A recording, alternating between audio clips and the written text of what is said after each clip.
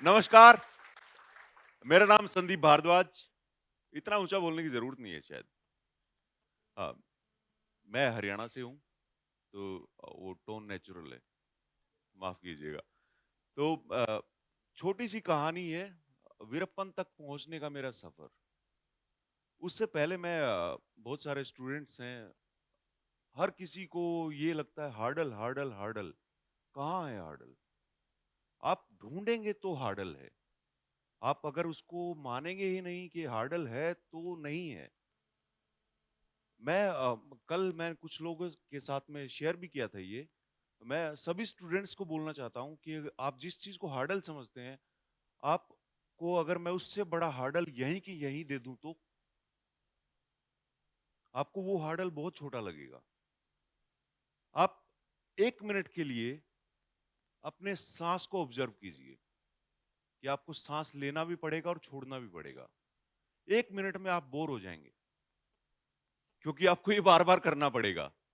और जब आप इसको साइड में छोड़ देंगे, आप खाते वक़्त भी कर रहे हैं, आप नहाते वक़्त भी कर रहे हैं, गाते वक़्त भी कर रहे हैं, तो हार्डल कहाँ गया फिर? आप उसको महसूस करेंगे तो हार्डल है, तो अगर नहीं महसूस करेंगे तो हार्डल नहीं है।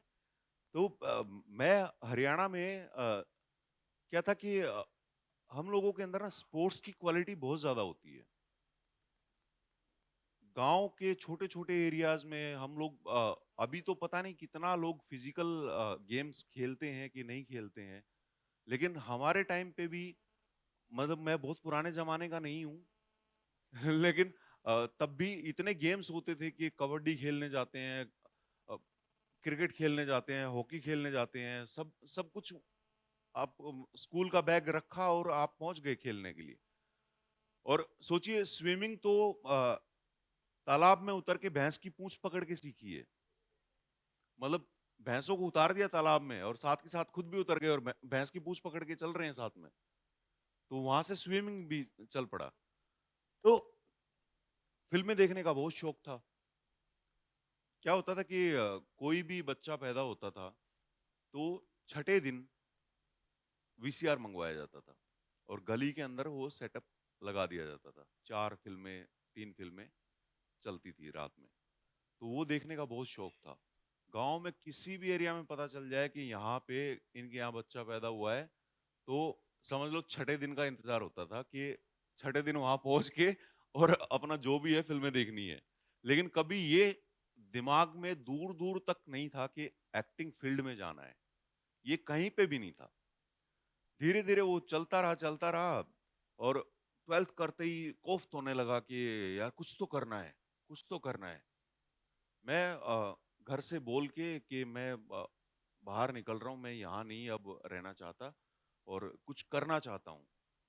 मैं दिल्ली आ गया। अब दिल्ली आया 12th वाले को क्या ही तो मिलेगा?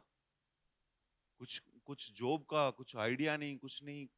तो ऐसे ही भटकते-भटकते इधर-उधर की चीज़ें देखी, फिर पिज़्ज़ा हट में जॉब किया। 2 साल ऐसे बीत गए। वो 2 साल बीतने के बाद एकदम से लगा कि यार शायद पढ़ाई कम रह गई। थोड़ा-सा और पढ़ लेना चाहिए, इतना भी क्या जल्दबाज़ी है? सारी उम्र तो पढ़ी है। आप तो यार बड़ी कम उम्र में हैं तो मुझे लगा पढ़ लेना चाहिए। और वहाँ से फिर मैंने 2-3 जगह ट्राई किया, जामिया मिल्लिया में ट्राई किया, वहाँ नहीं हुआ मेरा। फिर फाइनली मैं आगरा में मैंने एडमिशन लिया, कॉलेज ऑफ आर्ट में। पेंटिंग का मुझे शुरू से ही शौक था। तो वहाँ भी बड़ा इंटरेस्टिंग माहौल रहता था कि आप कुछ करते जा रहे हैं। साथ के साथ मैंने थिएटर तब शुरू कर दिया था। थिएटर में करना शुरू कर दिया था, तो साथ के साथ वो एक्टिंग का भी वो जो कीड़ा था वो पनपने लगा। साथ के साथ पेंटिंग करता था। तो ऐसे धीरे-धीरे करते-करते फिर मुझे लगा कि शायद टीचिंग लाइन में जाना चाहिए, थोड़ा सीरियस हो जाना चाहिए। क्योंकि तब तक का माहौल में वैसा था ना कि किसी ने पूछ लिया कि भाई क्या करते हो? कह रहा जी अपना तो वही चच्चा वाला काम है। कह रहे वो किए?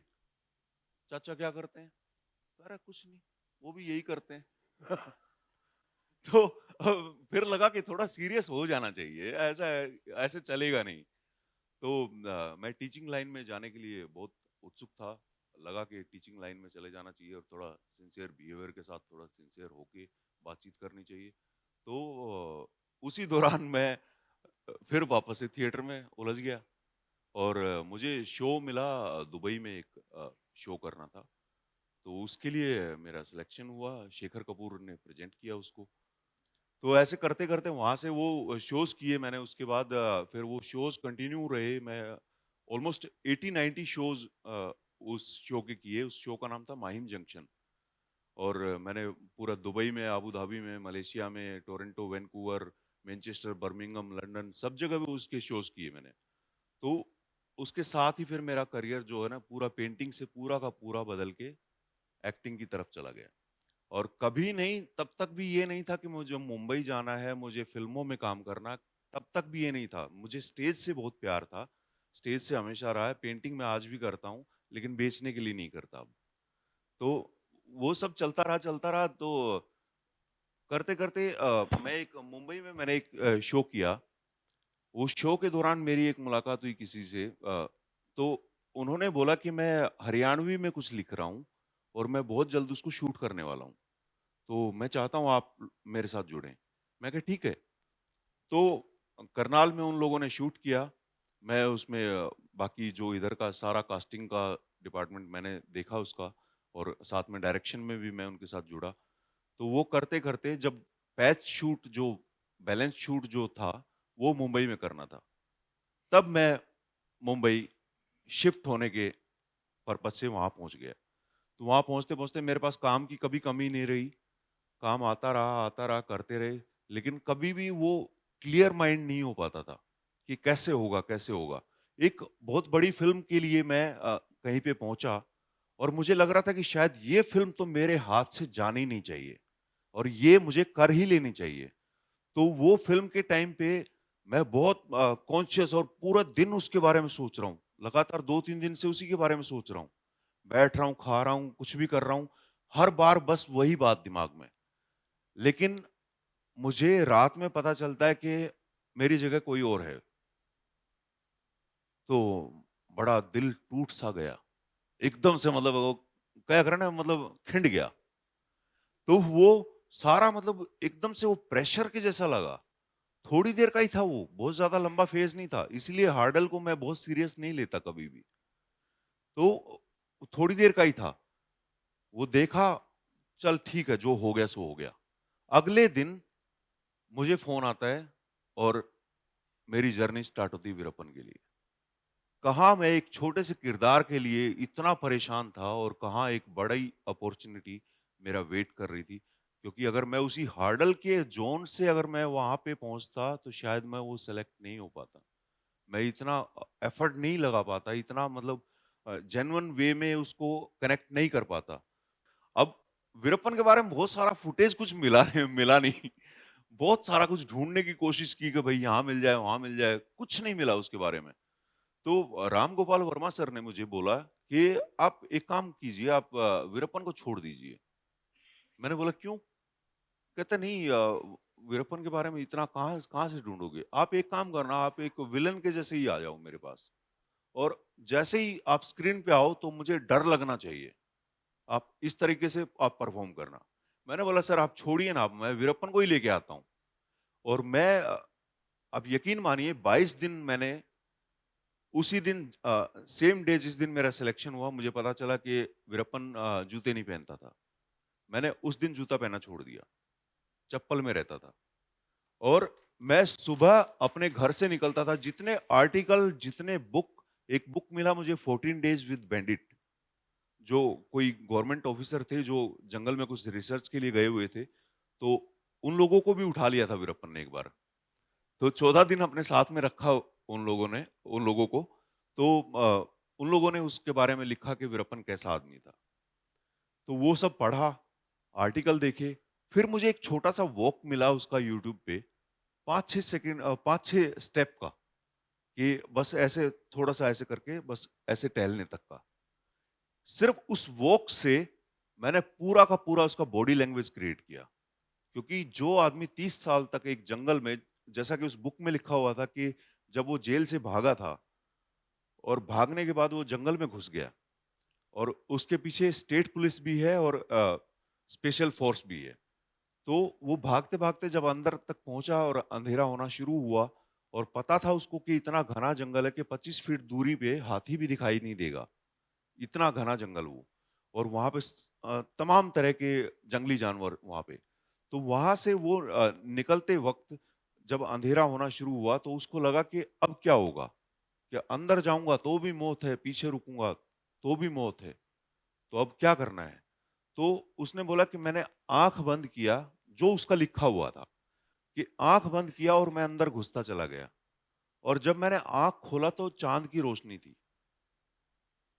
कि सोचो कि कितनी देर तक आंख बंद करके भागा वो आदमी, और चांद की रोशनी को देखा तो देखा कि ये तो मेरा अपना है, सब कुछ मेरा अपना है। और वहां पे बोलता कि मैं ऊंचाई की तरफ गया थोड़ा सा और वहां से चिल्लाया कि ये जंगल मेरा घर है, यहां से निकालने वाले तुम कौन होते हो, यहां अगर तुम लोग आ गए तो तुम अपनी मर्जी से आए हो लेकिन जाओगे मेरी मर्जी के साथ। उसके बाद से वो कभी पकड़ा नहीं गया। तो ये सब चीजें, और साथ के साथ मुझे पता चला कि इतना अवेयर आदमी जो कि 50 किलोमीटर हर रोज चलना, उसको किसी एक जगह पे वो टिकता नहीं था, 50 किलोमीटर तक उसको जाना होता था। और अपने ग्रुप के साथ में, जैसे ग्रुप अगर यहाँ पे सोया है तो उससे 1.5-2 किलोमीटर दूरी पे जाके वो जाके वहां पे सोता था, किसी के साथ में नहीं सोता था। तो ये सब चीजें हम उसके क्रिमिनल पॉइंट ऑफ व्यू को साइड में रख के अगर उसकी अवेयरनेस को चेक करें तो ये स्टूडेंट्स के लिए बहुत काम आने वाली चीज है कि कंपटीशन किधर है, कहां पे है कंपटीशन। आपका कंपटीशन आपके खुद के साथ है, किसी दूसरे के साथ नहीं है। आपके बाजू में खड़ा है उसके साथ नहीं है आपका कंपटीशन, आपका अपने साथ है। क्योंकि एक बहुत पुरानी कहावत है जिसमें बोला गया कि जैसे सब लोग जानते हैं कि 4 युग हुए हैं। पहला सतयुग, देवता अलग लोक में, दानव अलग लोक में। फिर आ गया द्वापर, देवता दानव दोनों एक ही लोक में। फिर आ गया त्रेता, देवता और दानव दोनों एक ही घर में। फिर आया ये कलयुग जो अपना वाला है, देवता और दानव आदमी के भीतर। तो लड़ाई कहां पे है, आपके अपने साथ ही है। कंपटीशन आपका अपने साथ ही है, किसी दूसरे से आपका कंपटीशन है ही नहीं। आप अपने अपनी सोच को आप हरा के देख लीजिए, आप उसी दिन जीत जाएंगे। तो ऐसे चलते चलते खैर कंपटीशन अपने आप से रखिए, अपने आप को जिंदा रखिए, मस्त रखिए। और क्या है कि आप उसको आसान बनाने की कोशिश कीजिए। जैसे मैंने बोला था ना कि सांस लेना कितना मुश्किल काम है, बहुत मुश्किल काम है। अगर आप उसको अगर महसूस करेंगे, अगर आप करेंगे उसको, चेक करेंगे बार बार, तो 1 मिनट तक आप नहीं ले पाएंगे सांस। और लेकिन जैसे ही आप छोड़ देंगे तो आप रेगुलर उसको ले ही रहे हैं। तो वही है प्रॉब्लम्स। आप उसको अगर आप सिरे पे बैठा लेंगे, सिर के ऊपर चढ़ा लेंगे तो वो आएगी। आप उसको इग्नोर कीजिए ना, दुत्कार दीजिए उसको, है ही नहीं वो कुछ भी। अब वीरप्पन करते टाइम बड़ी समस्याएं ये सब होती थी कि पहाड़ों में, जंगल में, इतने घने जगहों पे शूट करना, बहते झरने पे चढ़ जाना, आसपास में सांप घूम रहे हैं, लीच घूम रही हैं। जब शूटिंग के बाद जब होटल पहुंचते थे तो वहां पे जब कपड़े निकाल के देखते थे तो कभी 10 कभी 12 जोंक चिपकी होती थी, उनको उतारते थे, ब्लड निकलता था। लेकिन मैं तो खैर जोड़ में, नहर में, इन सब जगहों पे मेरा वास्ता रहा है, तो इसलिए मुझे बहुत ज्यादा फर्क नहीं पड़ा। लेकिन उन लोगों को देख के हैरानी होती थी कि कितना इजी वे में, यार ये तो वीरप्पन के जैसा ही है। जबकि उनको ये सच्चाई नहीं पता थी कि मैं हरियाणा से हूँ भाई। मतलब आई एम टफ गाय। तो इन सब चीजों से मुझे बहुत ज्यादा फर्क नहीं पड़ता था। उनके लिए बड़ा वो अचंभित था कि क्योंकि छोटा मोटा भी कुछ, किसी को कांटा भी लग जाए तो वो डॉक्टर के पास जाते हैं। मेरा अंगूठा कट गया उसमें, तो मैं उसके बाद बांध के पट्टी और अगला शूट कर लिया। तो इसलिए बहुत ज्यादा फर्क नहीं पड़ने वाला होता उन चीजों से। आप जितना लेते हैं समस्याओं को उतना ही आप तक पहुंचती हैं, आप नहीं लेते हैं तो नहीं पहुंचती हैं।